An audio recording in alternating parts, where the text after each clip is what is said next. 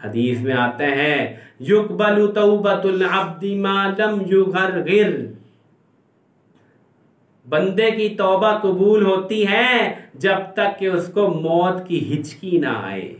موت کی ہچکی جب لگتی ہے نا، جب موت کی ہچکی لگتی ہے نا تو جان نکالنی شروع کرتے ہیں پیروں سے ملک الموت، حضرت ملک الموت۔ اس وقت نا سب کچھ کھل جاتا ہے، اس وقت نا جنت دوزخ نظر آنی شروع ہو جاتی ہے۔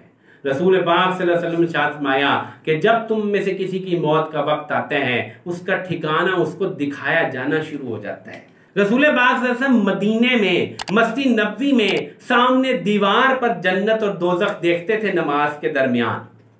بہت ساری حدیثیں ہیں، کل بھی مسلم میں نے حدیث پڑھائی، آپ علیہ السلام نے فرمایا اے لوگو اقیموا رکوعکم وسجودکم، اپنے رکوع اور سجدے درست کر لو، اپنی نمازیں درست کر لو، کیونکہ میں وہ دیکھتا ہوں جو تم نہیں دیکھ سکتے۔ اگر تم وہ دیکھ لو تو تم کم ہنسا کرو اور زیادہ رویا کرو۔ لوگوں نے عرض کیا اے اللہ کے نبی آپ کیا دیکھتے ہیں؟ فرمایا میں جنت و دوزخ دیکھتا ہوں۔ کیا دیکھتا ہوں؟ جنت و دوزخ دیکھتا ہوں۔ وہ جنت اور دوزخ جو رسول پاک صلی اللہ علیہ وسلم مسجد نبوی میں سامنے دیکھا کرتے تھے۔ دوسری مشہور روایت جو میں نے یہاں پر بڑی تفصیل سے پڑھائی تھی، جب سورج گرہن لگا تھا، سورج گرہن اس دن کی بات ہے، آپ علیہ السلام سورج گرہن کی نماز پڑھا رہے تھے۔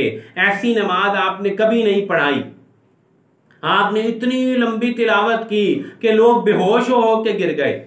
پھر آپ نے ایک رکوع کیا، پھر رکوع سے دوبارہ اٹھ کے آپ بجائے سجدے میں جانے کے آپ نے دوبارہ تلاوت شروع کر دی، پھر آپ نے بہت لمبی تلاوت کی، پھر آپ نے رکوع کیا۔ اس نماز میں ایک عجیب منظر ہوا، آپ ایک دم سے آگے بڑھے، لوگ بھی آپ کے ساتھ آگے بڑھے کیونکہ وہ مقتدی تھے نا، سارے آگے بڑھے، اور پھر ایک دم آپ پیچھے ہٹے اور لوگ سارے پیچھے ہٹے۔ راوی کہتے ہیں کہ مردوں کی جو آخری صف تھی قریب تھی کہ وہ عورتوں سے ٹکرا جاتی، عورتیں پیچھے نماز پڑھی تھی۔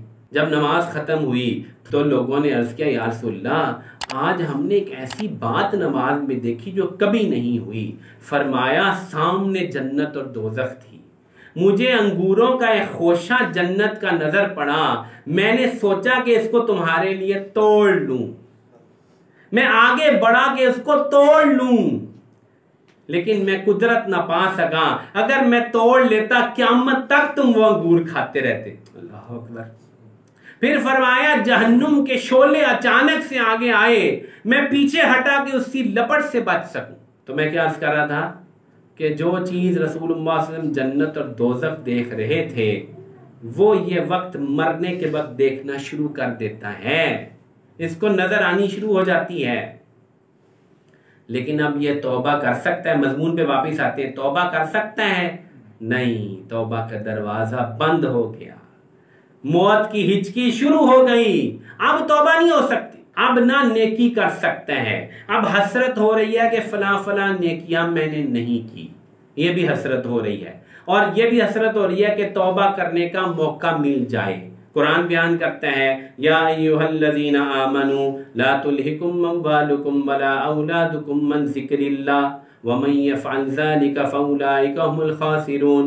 اے ایمان والو دیکھو تمہارے مال اور اولاد تمہیں کہیں اللہ کی یاد سے، اللہ کے احکامات سے، ذکر کے مختلف معنی کیے گئے ہیں، دھوکے میں نہ ڈال دیں ورنہ بڑا نقصان اٹھاؤ گے، ورنہ بڑا نقصان اٹھاؤ۔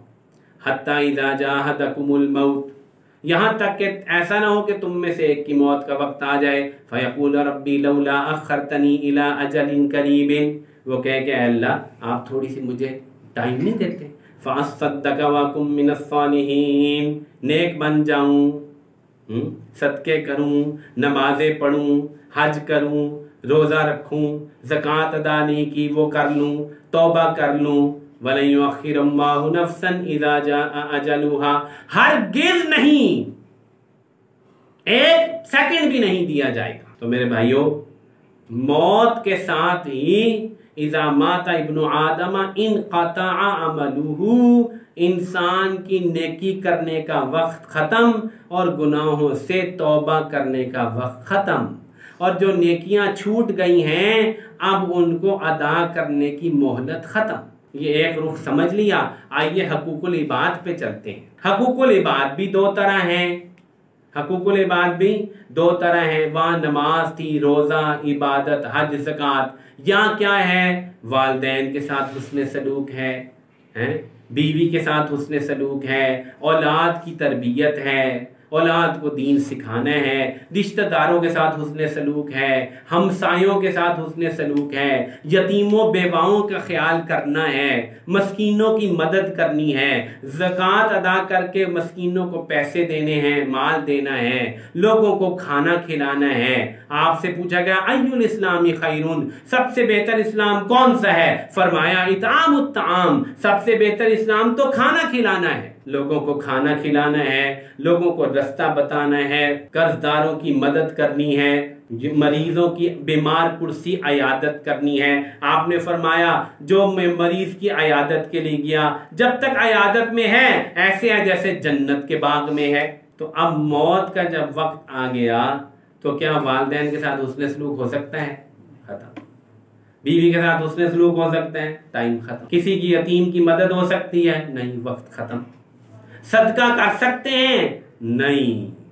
آئے اللہ تعالیٰ کے نبی نے فرمایا، مسلم کی روایت سنیے، پوچھا گیا سب سے بہتر صدقہ کون سا ہے؟ آپ نے فرمایا سب سے بہتر صدقہ وہ ہے جب تو تندرست ہو، جوان ہو، تجھے مال کی حرص ہو، اس وقت صدقہ کر۔ مال کی حرص اندر موجود ہے اور اس کے باوجود دے رہا ہے لوگوں کو اللہ کے نام پر، اور فرمایا یہ وقت نہ آ جائے کہ تیری موت سامنے ہو اور تو کہ فلاں اتنے کو دے دو اور فلاں اتنے کو دے دو، اب کیا فائدہ؟ تو صدقہ کرنے کا، حسن سلوک کرنے کا، والدین کے ساتھ نیکی کرنے کا، یتیموں کی مدد کرنے کا وقت تب تک ہے جب تک موت کی ہچکی نہیں شروع ہوگی۔